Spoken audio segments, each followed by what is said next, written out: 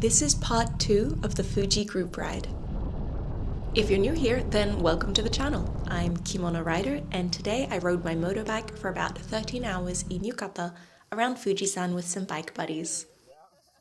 The last video ended just as we stopped for food at the Cisco Coffee Cafe by Lake Kawaguchi.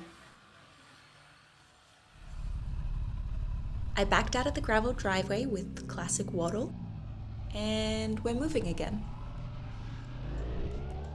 We did some rearranging with the formation, so this time Greg moved up ahead, and what a view on the left.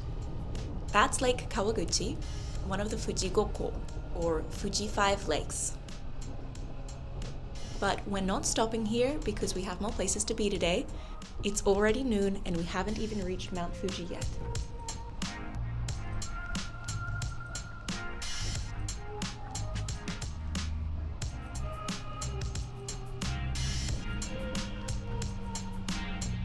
Hellsvane had dropped back to keep me in third position because I have the least amount of riding experience in the group by several years, and the middle is the safest position, and they're looking out for me. It's hard to see from the camera's vantage point, but the water looks so clean and beautiful, and there were people in boats and playing water sports down there. The sun was shining and I wished I was swimming too. If I wasn't in a group ride, I probably would have stopped here and enjoyed the water, but alas, that's not the plan for today.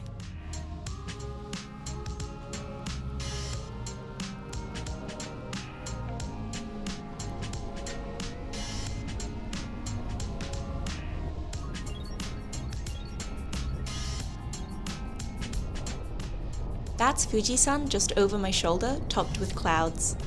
The 360 camera makes her look smaller right now, but in real life, this view is spectacular.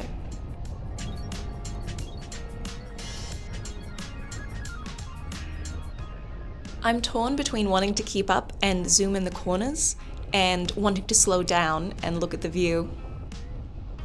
I actually was here last autumn, and it was gorgeous then too, but really crowded on the roads, so I guess this is a pretty popular area. We're getting away from Kawaguchiko now. We had some cars in front of us, but they very kindly pulled over to let us pass as a group.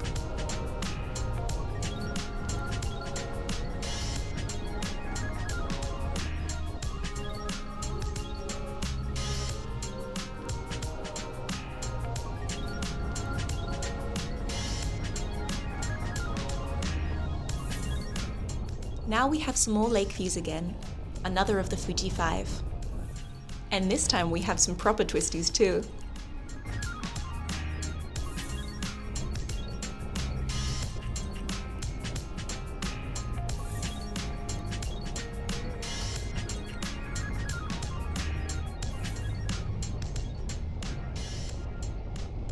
By the way, look how effortlessly Hellsvane is babysitting me. He moved up from last position to double check that the road was clear before letting me go first. And in the time it took for me to stop at that stop sign, a car pulled out and split our group. It's a yellow line, so we can't overtake them, and another car pulled out in front of him, so the two riders up the front ended up having to stop and wait for us. But we were reunited again after a while.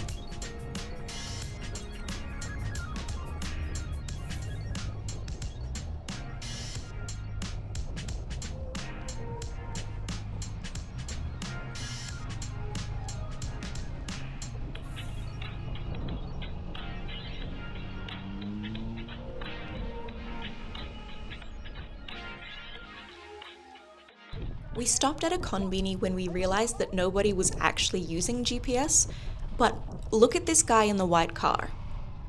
I saw him pull into park, but then he pulled out in front of me and I thought, oh, he's actually going to leave. Kind of dangerous that he didn't check first, but whatever.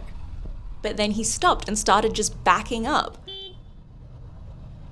Okay, so he does know that there is a motorbike directly behind him, he just doesn't give a dang. Hella rude. It's hard to tell with the camera distortion, but he was closer than he looks. Like, I could have kicked his car kind of close. Anyway, once we had input the Mt Fuji stop in the GPS, We had to backtrack a bit because we'd just been riding on vibes, and apparently our collective navigational instincts are not so good.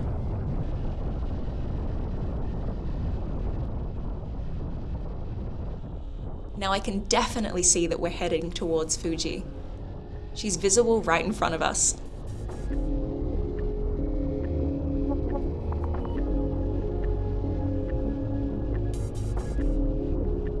By the way, flashing light warning coming up as we get into a forested area.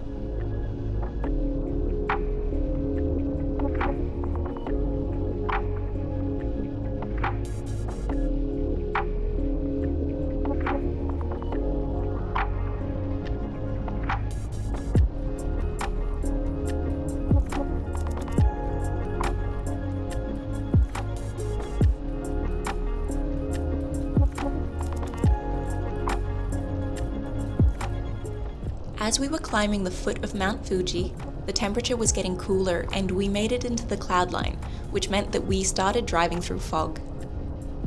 The fog dulled all of the sounds around us and there was barely any oncoming traffic at all, so it was a pretty magical vibe.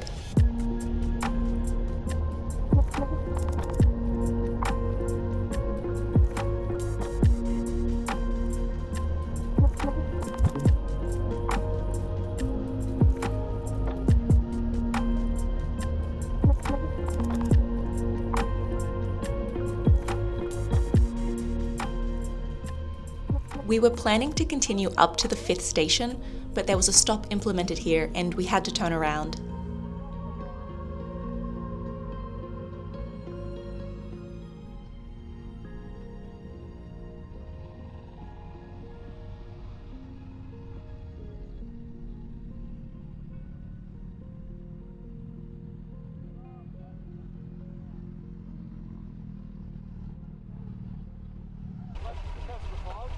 Do you want me to ask?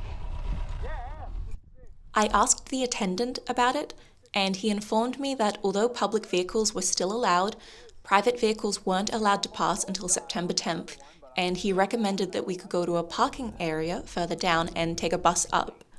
But given the conditions, we decided that we wouldn't be able to see anything anyway, so we started our descent back down the mountain.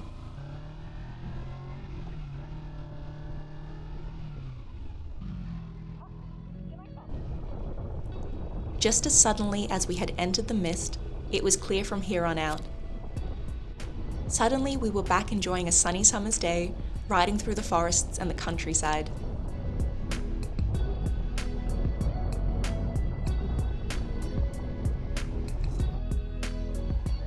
We're getting further and further away from Fujisan now, but our ride is still a few hours away from being over.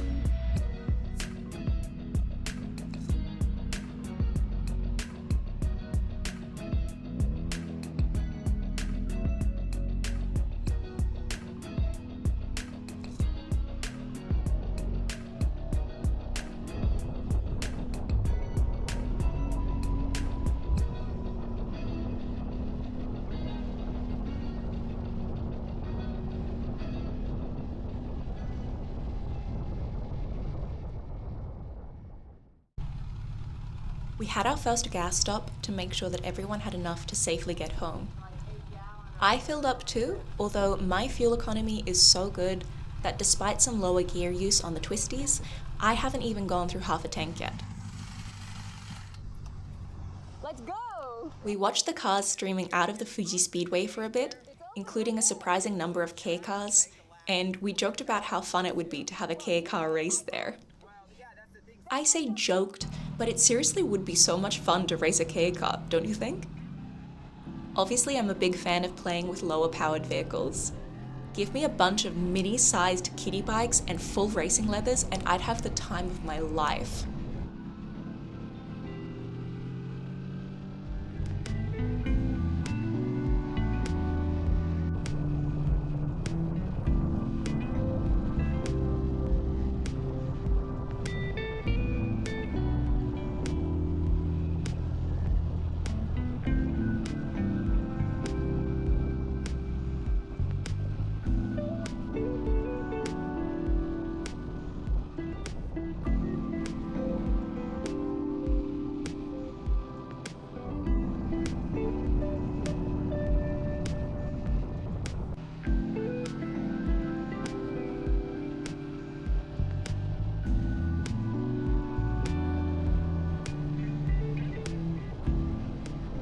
The sun started to get lower as the afternoon progressed, and I got to enjoy some nice bridges.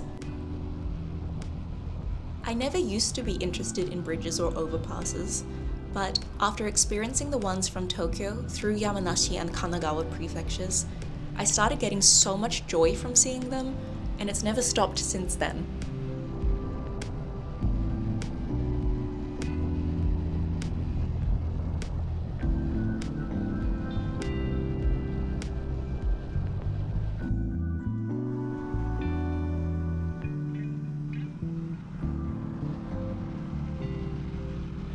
Anyway, we were coming up for a normal traffic stop, and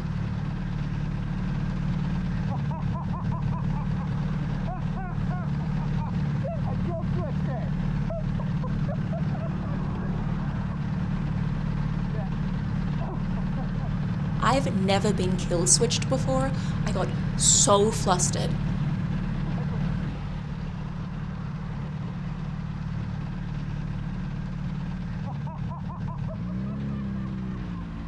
And I will never trust Greg at a stop again.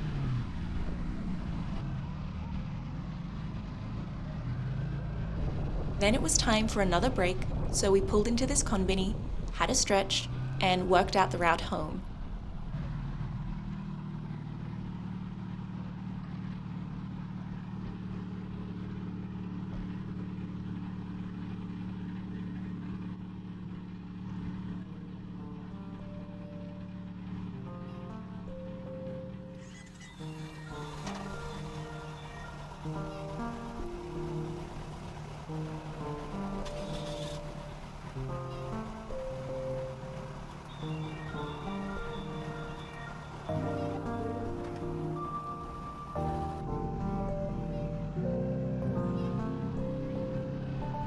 It was getting close to sunset, and despite being cooler than it was at noon, it was still swelteringly hot.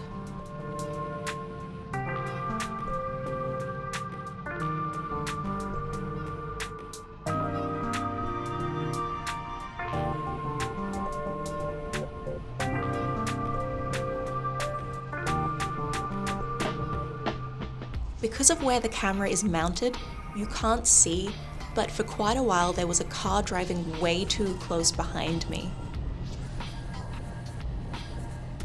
Greg noticed what was happening behind him and motioned for me to ride up ahead to put me in a safer position.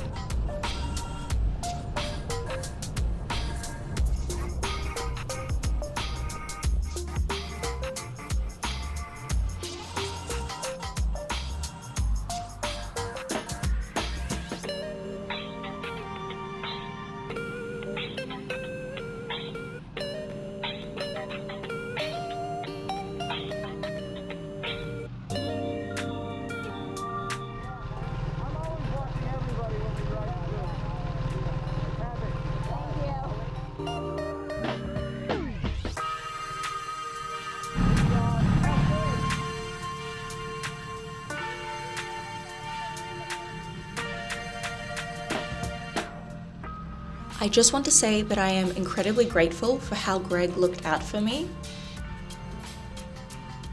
But that does not mean I will not be forever suspicious of him at stops after he kill switched me.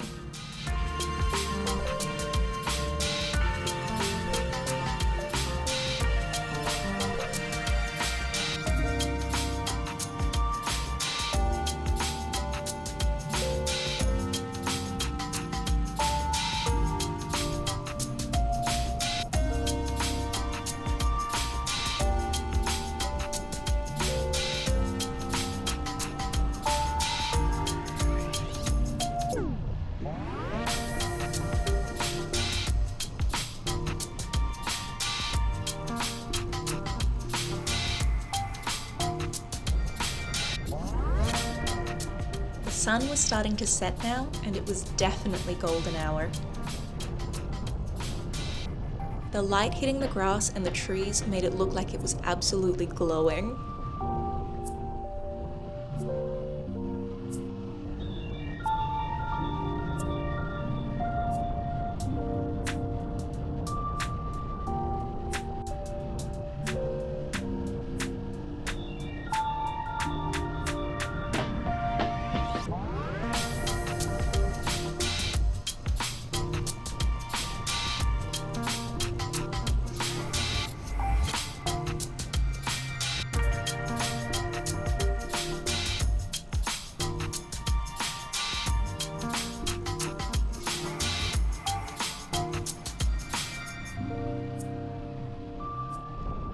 I promise this is the last bridge shot of the ride, as we're moving off the main road again and heading up another mountain twisty.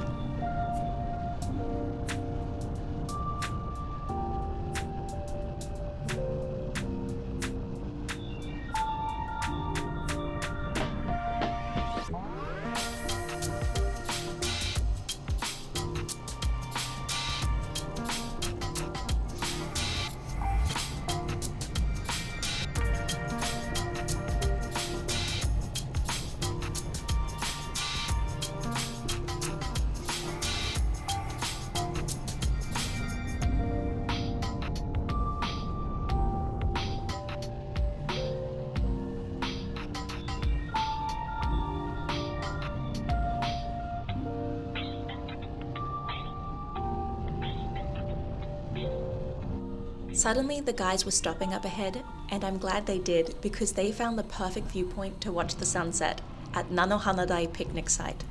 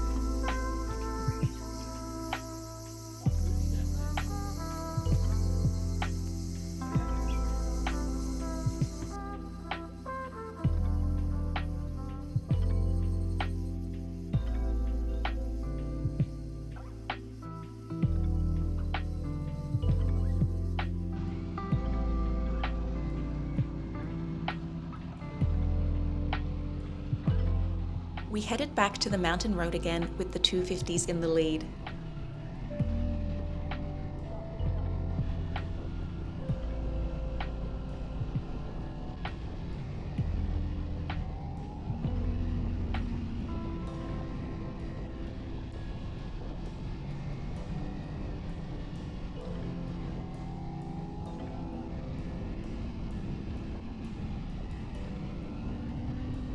The roads were so narrow and winding that the bigger bikes had trouble keeping up. We slowed right down a few times to let them catch up, but when we hadn't seen them in our rearview mirrors for a while and were coming up to a fork in the road, we pulled over and stopped.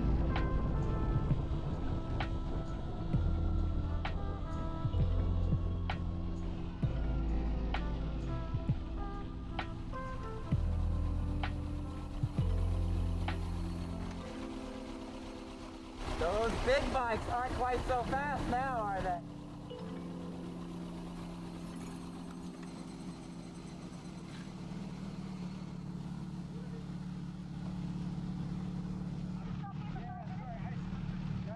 The sun had already passed the horizon, so I took the opportunity to change over to my clear visor while we were stopped.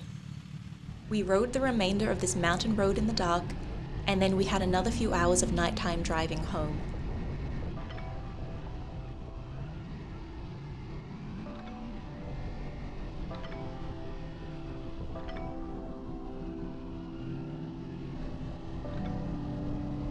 Thank you for joining on this ride, and believe it or not, we have a full day of riding tomorrow too. But it's good night and goodbye for now.